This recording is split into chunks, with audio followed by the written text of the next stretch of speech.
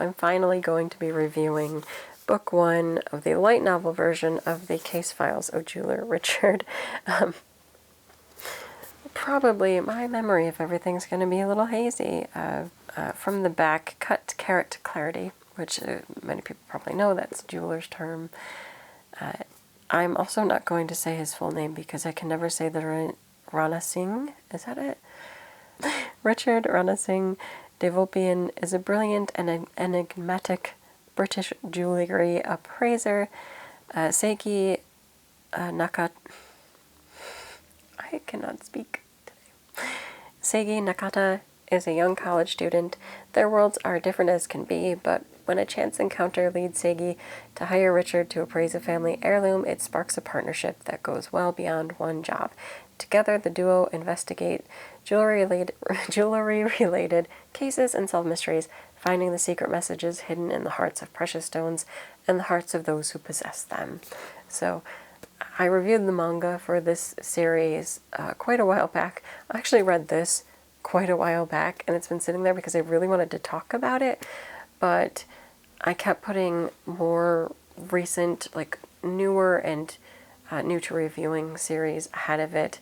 But I did kind of just briefly want to talk about the light novel versus the manga, and maybe even touch a little bit on the anime, because I have started that. I did not finish the anime version yet, but I have seen part of it.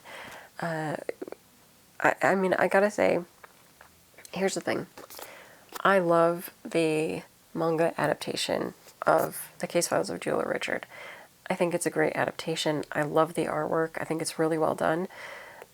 The one thing I will say is that this might be a good series to do both, because I actually think some of the narrative as written in the light novel clarified things that I think I got a little confused on in the manga, if that makes sense.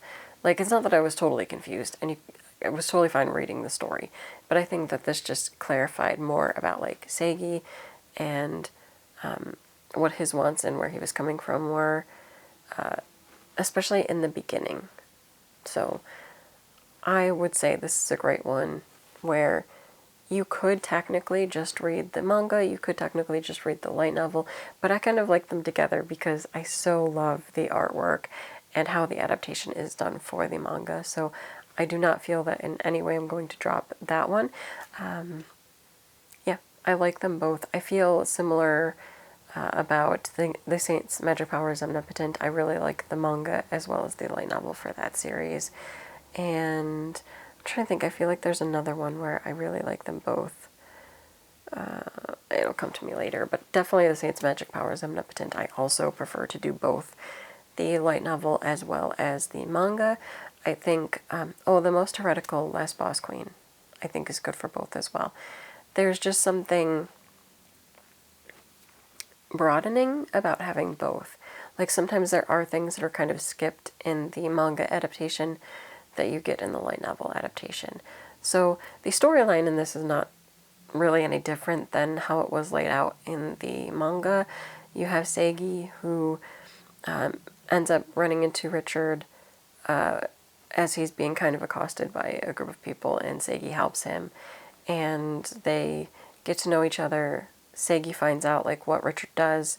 He goes to Richard later with this gem, well, technically a ring, it's a ring, he got from his grandmother, and we get the whole backstory of what happened there, because Seigi's mother is very much by the book and goes about things that way. Seigi's grandmother, who he loved and adored, had to take illegal actions, I guess, in order to support her family. And one of the things that she would do was steal. And so back in the day, she stole this ring. And then what gets uncovered is the story behind the ring and his grandmother and the woman that she stole the ring from and how that impacted her life. And it's a very good, moving story. These are soft mysteries, so unlike classic mysteries, which are dead body solve the case, these are soft mysteries where it's some kind of theft, or it's a question of relationship, what have you. Very soft mysteries that you're uncovering. And of course, you also get the relationship between Seigi and Richard, and how is that going to develop. Seigi does have a habit of speaking whatever's on his mind. Sometimes that seems a little bit flirtatious. Richard often tells him to watch his tongue and how he's saying things, because it can come off differently than what he may want it to come off as. So they have a very fun relationship. People like it. It is not BL, but reads kind of weird. So some people have a problem with that as well, because they're like, oh, just commit or don't. But their relationship is very deep, and they would do pretty much anything. Again, I can't get too far into that whole thing, because you don't see as much of that in the first one. The first one is more introductory, getting to know each other, getting to know Seigi's family's past, and how that's impacted Seigi, and then the whole, relationship with Richard gets in there. So far, we have not dipped too far into Richard's background. From what I know, that is coming up, but again, I don't want to get into spoilers. So, Volume 1. And I'm trying to remember if this had some of the other cases in it. Yeah.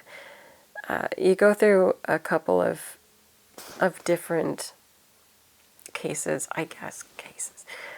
within it. Again, all soft mystery, and I think it just really helps. And I like that in each one too, as it's a different jewel that's the basis for it. You get the history of that stone, and also how to identify it compared to either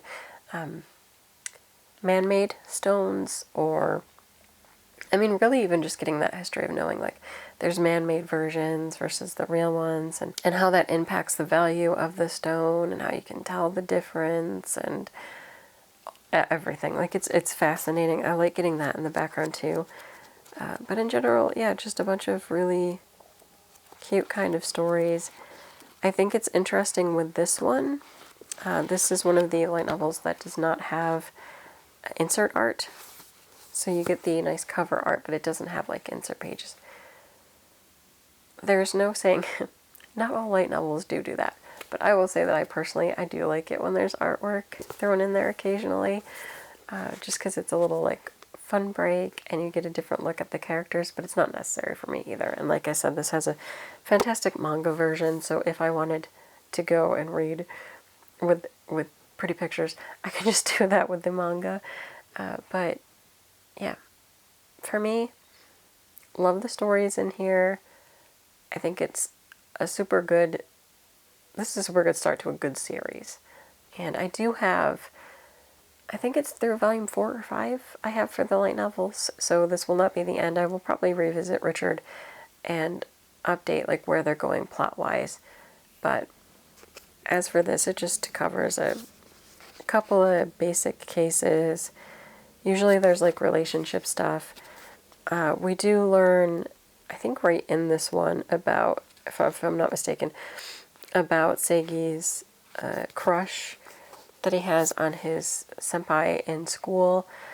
She is also very interested in gems and rocks and whatnot, so she also serves as kind of that, where she'll discuss things with Seigi, and we'll see how it goes. It's interesting seeing the whole relationships there.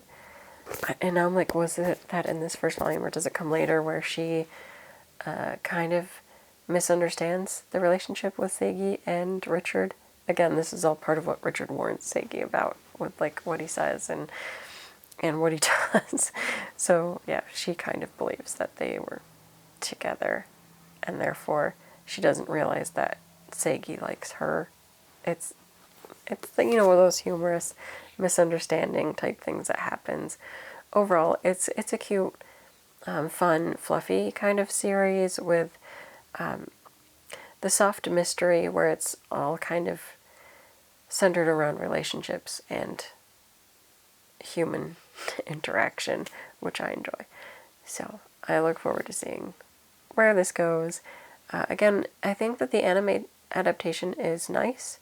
I don't know if I love it as much as the light novel and manga, but it seems done well enough. I have no problems watching it. I think the casting's good. I think the animation looks good. So I don't have a problem with that. Again, I just don't know if I'm as into it as the light novel or manga version. I didn't feel this desire to go and get into like, oh, the next episode, the next episode, the next episode. And that could be, just on me because I know the story. I've read the light novel, I've read the manga, so maybe I'm not as drawn, but there are plenty of adaptations that I really love. I don't know. I think it's good. I think it's worth it. Like, if you're somebody who prefers anime, maybe go ahead and watch it first, and then maybe you'll be inspired to read the manga or the light novel. I definitely want to finish it because I like supporting the stories that I really love. So I will finish it, but I have not yet at this time. No. And then I'll continue reading and reviewing the rest of the series. I might combine the light novel and the manga together and maybe pinpoint some of the differences that I see. This one's getting a little harder because it's getting a little bit further out of my memory. But overall, I like it.